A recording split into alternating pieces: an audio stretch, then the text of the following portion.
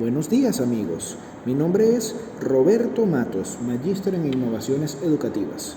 Continuando con nuestra actividad del diálogo reflexivo en torno a la investigación cualitativa, a partir de este momento vamos a hablar sobre la teoría fundamentada como metodología de la investigación. Es necesario que eliminemos todas las preconcepciones que podamos llevar en este momento sobre teorías, diseños metodológicos y aquellos esquemas rígidos de la investigación. Es momento de relajarnos, recordar que esto es un diálogo reflexivo donde buscamos comprensión, análisis, por supuesto reflexión y la correcta aplicación del método. Entonces, a partir de este momento, vamos a desconectarnos de lo que ya tenemos como preconcebido y preparémonos para conversar sobre la teoría fundamentada. La ciencia tiene como finalidad el mejorar la calidad de vida del ser humano. Esto a través de la generación del conocimiento, el cual se realiza gracias a los métodos de investigación que han sido generados a lo largo de grandes pensadores en la historia, basándonos en la ontología, aquella que nos permite conocer la naturaleza del ser, y la epistemología, la cual define la forma como formamos, adquirimos y concebimos dicho conocimiento.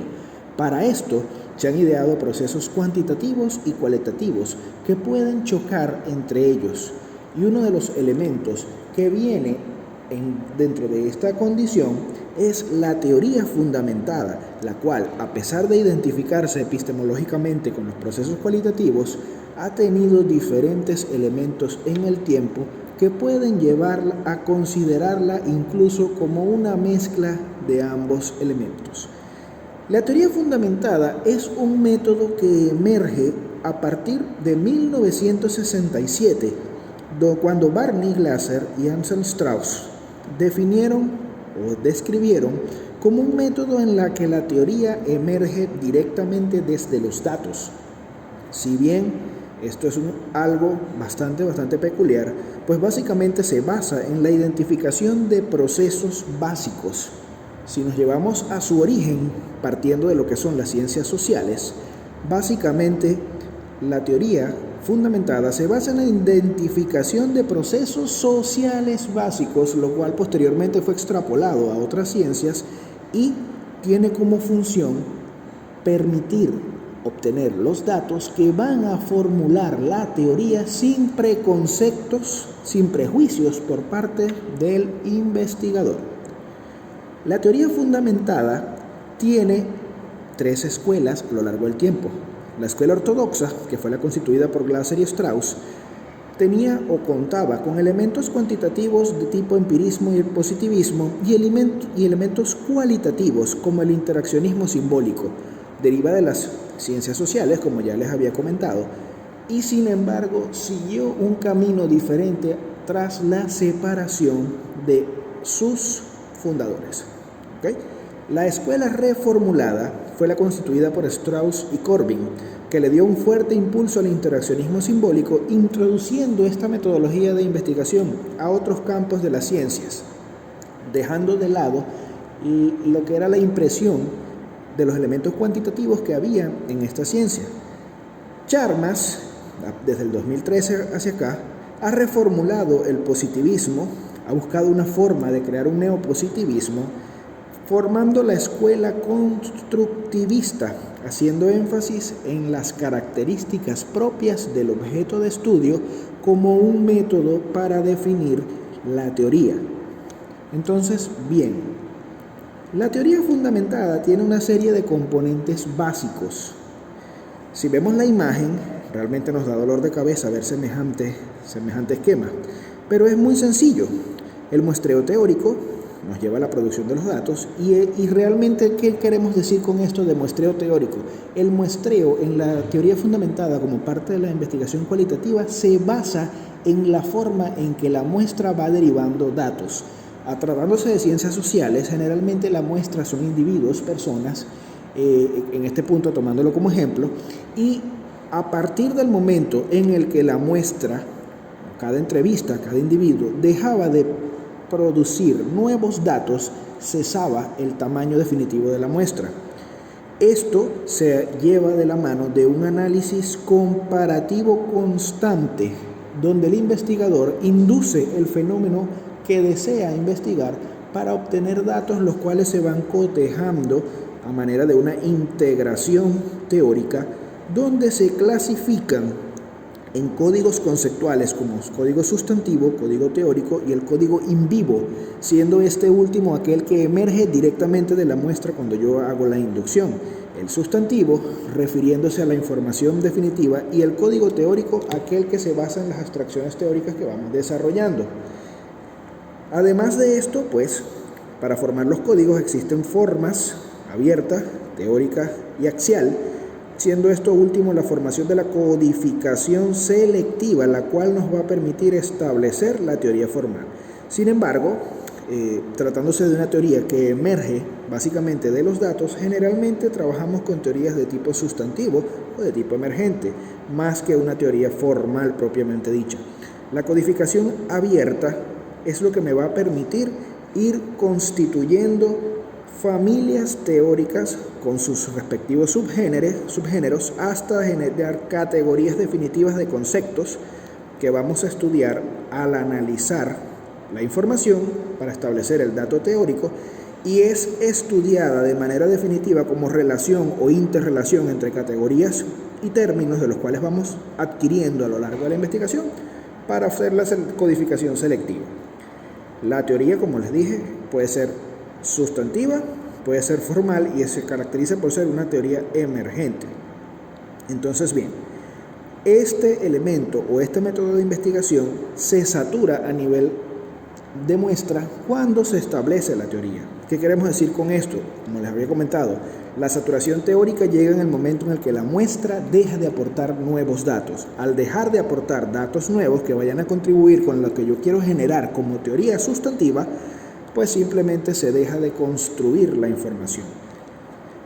Podemos observar de manera más simple que el muestreo teórico va de la mano del análisis comparativo, teniendo los códigos sustantivos, teóricos e in vivos, los cuales van a constituir la categoría central, teniendo como forma de codificación para construir esta categoría la forma que ya habíamos discutido como abierta, la teórica y la mezcla de ambas estructuras, donde yo interpreto lo que voy analizando en mis datos, que denomino codificación selectiva, donde al comparar todas las categorías que voy desarrollando, creo o establezco mi categoría central para formar mi teoría emergente, que puede ser sustantiva o puede ser formal. Todo este proceso de investigación se basa en un proceso inductivo. A pesar de esto, al principio en la generación de la teoría fundamentada había combinación de elementos deductivos e inductivos. Hoy por hoy predomina el proceso inductivo, en el que se usa un razonamiento de observaciones específicas a normas generales para identificar categorías y generar una hipótesis, es decir, a través del dato que voy analizando desde el momento en el que lo obtengo y cómo lo comparo para ver qué relación tiene con los datos que voy adquiriendo de los demás individuos en el estudio, voy a generar mis observaciones, mis normas, identificando la categoría principal de cada estudio. Esto me llevará a la generación de la hipótesis.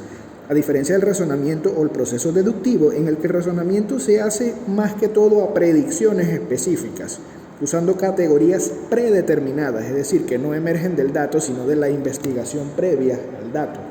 Y a través de esto se intenta probar el resultado de una hipótesis que yo llevo a la investigación.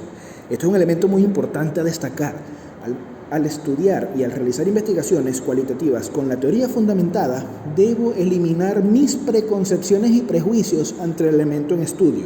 De esta manera, se busca que el investigador establezca una teoría directamente de los datos, de forma que su juicio propio como investigador no perturbe la investigación.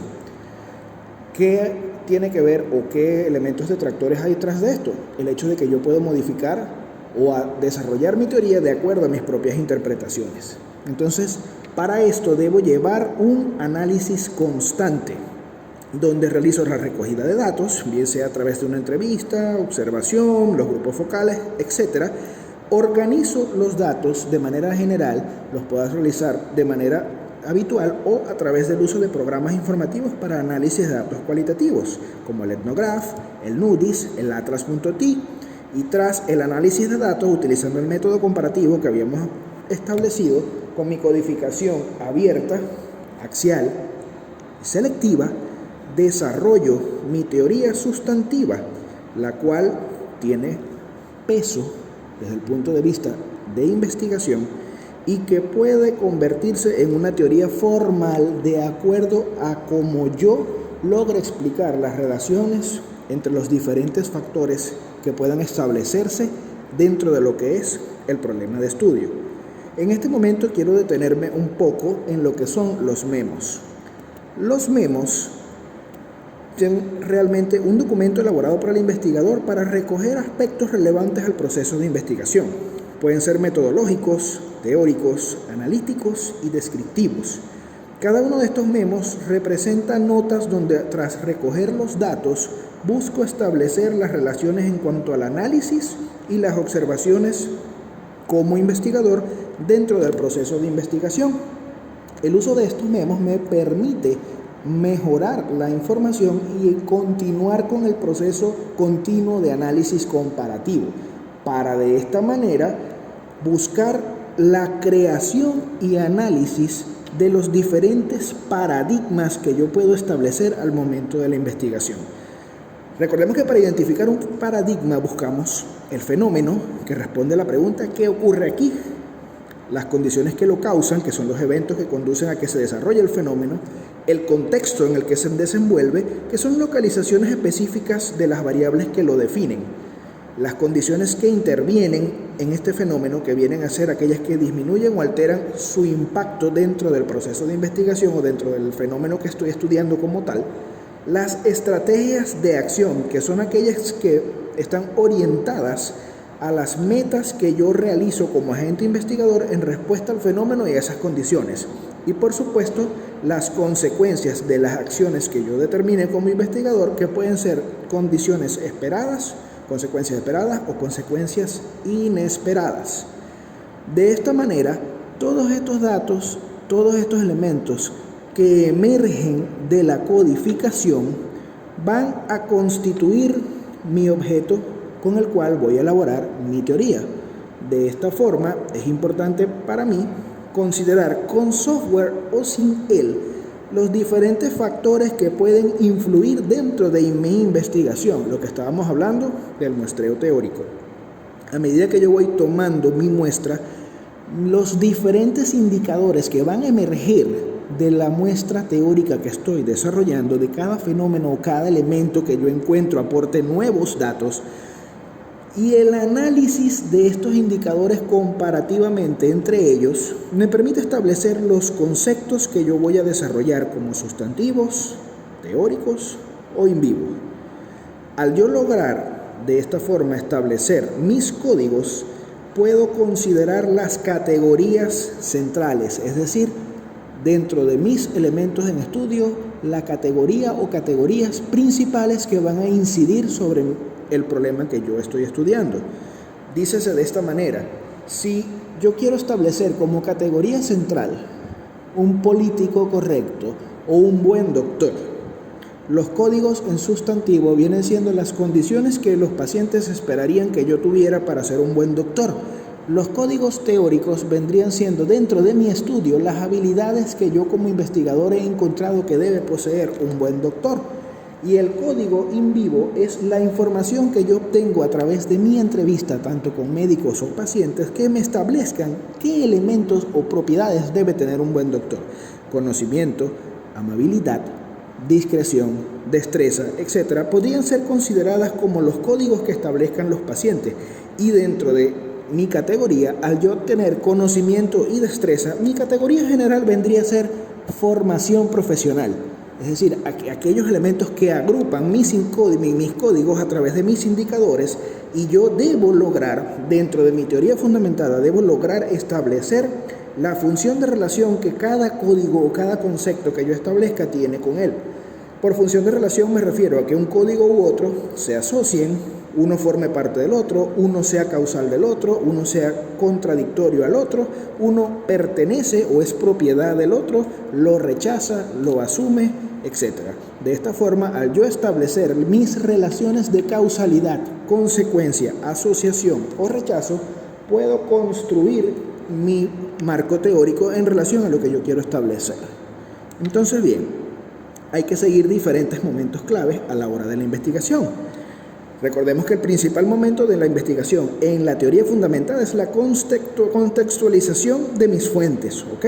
Busco mis fuentes primarias, mis fuentes secundarias, paso a la selección de los informantes claves, que es el segundo momento en donde, tras haber hecho mi muestreo, busco cuáles son los principales elementos a destacar, es decir, aquellos que más se repiten, aquellos que con mayor frecuencia se ven, aquellos que mayor incidencia tienen sobre el problema.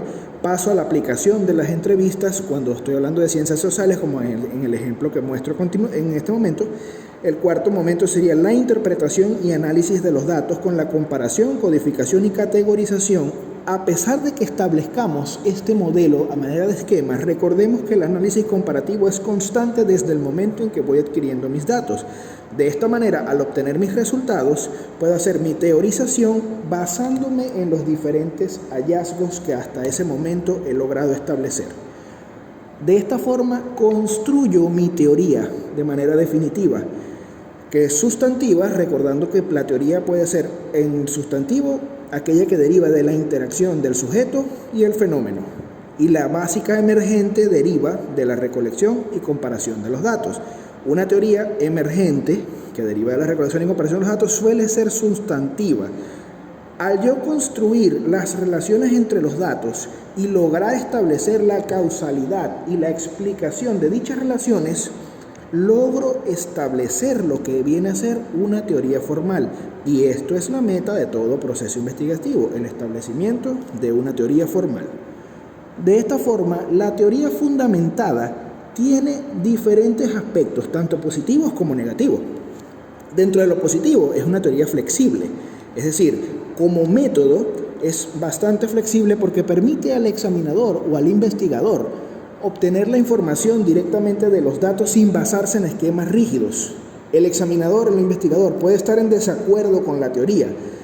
Evidentemente, la visión social o la visión que vayamos a tener del objeto de estudio viene directamente desde el fenómeno, y esto me permite a mí combinar los paradigmas positivistas, pospositivistas, cualitativos, etcétera, etcétera, etcétera, de forma tal que al yo haber escogido una escuela de las tres que mencionamos al inicio con cuál basarme, la teoría constructiva actualmente, por ejemplo, permite combinar las formas de asociaciones de datos y establecer mayor seguridad en la teoría. Por lo tanto, al yo poder tener métodos más flexibles, básicamente los datos fluyen de forma más simple. También existen factores detractores. Diferentes escuelas han criticado la teoría fundamentada como metodología de investigación por diferentes razones y procesos metodológicos y contradicciones. ¿Okay?